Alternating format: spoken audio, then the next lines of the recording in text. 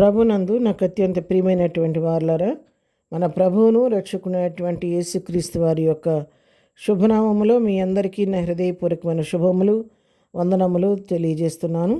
ఉదయకాల సమయంలో దేవుని వాక్యాన్ని ధ్యానం చేసుకుందాము. ఈరోజు వాక్య ధ్యానము కొరకు మనం తీసుకున్నటువంటి లేఖన భాగము కొరింథీయులకు రాసిన 2వ పత్రిక 12వ అధ్యాయం 9వ వచనం చదువుకుందాం.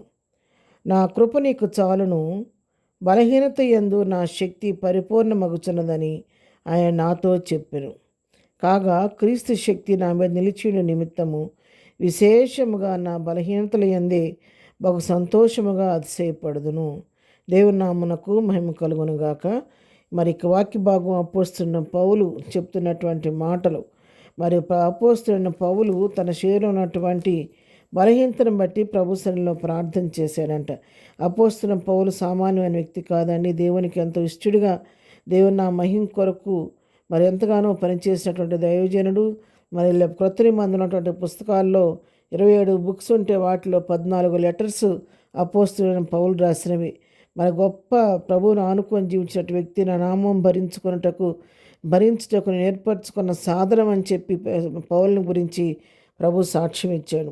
అయితే ఆయన బలహీనత నిమిత్తము ప్రభు సన్నిధిలో ప్రార్థన చేస్తేనంట ముమ్మారు ప్రార్థన చేశాడంట. ముమ్మారు ప్రార్థన చేసినా కూడా అతనికి ఆ బలహీనత అనేది పోలేదంట. పోకపోగా దేవుడు ఏమని సమాధానం చెప్తున్నాడంటే ఆయనకి, నా కృప నీకు చాలును, బలహీనత యందు నా శక్తి పరిపూర్ణమవుతున్నదని పౌలుతో చెప్పాడంట దేవుడు. మరి నీవు నా కుమారుడా, నువ్వు నన్ను బలహీనత తీసేయమని స్వస్థపరచమని అడుగుతున్నావు, కానీ బలహీనత విషయంలో నేను బలహీనత తీసివేయను, కానీ నా కృప నీకు చాలు, నువ్వు బలహీనత యందే నా శక్తి నీకు పరిపూర్ణమవుద్దని పౌలుతో చెప్పాడంట. కాబట్టి ఆయన అంటున్నాడు కదా, కాగా క్రీస్తు శక్తి నా మీద నిలిచి ఉండే నిమిత్తము విశేషముగా బలహీనతలు యందే బహు సంతోషముగా అతిశయపడుదును అంటున్నాడు. క్రీస్తు శక్తి మరి ఎక్కువగా నా మీద నిలిచి ఉండాలి. కాబట్టి నేనేమి కోరుకుంటున్నానంటే, నేను బలహీనత పోవాలని పడగట్లేదు, కానీ మునుపడిగా నేను పడగట్టలేదు. ఈ విశేషంగా ఆయన శక్తి నా మీద నిలిచి ఉండాలంటే విశేషంగా బలహీనతలు యందే నేను బహు సంతోషంగా అతిశయపడుతున్నానని చెప్పని మరి అపోస్తున్న పౌలు చక్కగా తన యొక్క సాక్ష్యాన్ని ఇక్కడ తెలియచేస్తున్నాడు. 2 కొరింథీయులకు రాసిన పత్రికలోని 11వ అధ్యాయం 30వ వచనంలో కూడా చూసుకుంటే, అతిశయపడవలసి ఉంటే నేను నా బలహీనత విషయమైన సంగతులను గుర్చి అతిశయపడుదును. చూసారా, బలహీనతను బట్టి అతిశయపడుతున్నా అంట. మనం ఎవరైనా బలహీనత వస్తే అతిశయపడతామా? ఎప్పుడు ఏదో ఒక బలహీనత ఉంటుందని చెప్పి బాధపడతాము, కృంగిపోతాము, విసుగు చెందుతాము. ఒకటి ఇడిస్తే ఒకటి ఏదో ఒక బలహీనతను వేధిస్తుందని మరి మనల్ని మనం నిందించుకుంటూ ఉంటాము. కొన్నిసార్లు దేవుని మీద ఆయాసపడుతూ ఉంటాం. కానీ అపోస్తున్న పౌలైతే ఏం చెప్తున్నాడంటే, నాకు ఆయన కృప నా యందు ఉంటుంది కాబట్టి, ఆయన కృపను విశేషంగా నన్ను బలపరచుద్ది కాబట్టి, ఆయన శక్తి నన్ను కమ్ముకుంటుంది కాబట్టి నేను బలహీనంగా ఉండటమే నాకు మేలని ఈ విధంగా మరి అపోస్తున్న పౌలు తెలియచేస్తున్నట్టు కనబడుతుంది.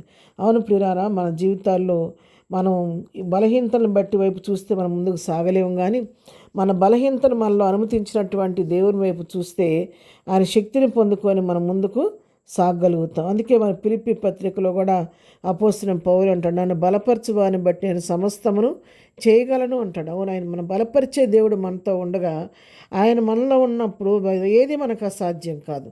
అందుకని ఇక్కడ మరి పౌలు గురించి ఆయన ఉద్దేశం ఏంటంటే, ఆ బలహీనతను తీసివేయటం అనే నా ఉద్దేశం కాదు, కానీ నీ శరీరంలో ఒక ముళ్ళు, ఆ ముళ్ళు ఎందుకంటే నువ్వు ఆధ్యాత్మికంగా ఏమాత్రం హెచ్చిపోకుండా ఆ ముళ్ళు నిన్ను పొడుస్తూ ఉంటే, పొడుస్తూ ఉంటే నువ్వు నాకు సమీపంగా వస్తావు, నా కృపను ఆవరిస్తూ ఉంటుందని తెలియచేస్తూ ఉన్నాడు.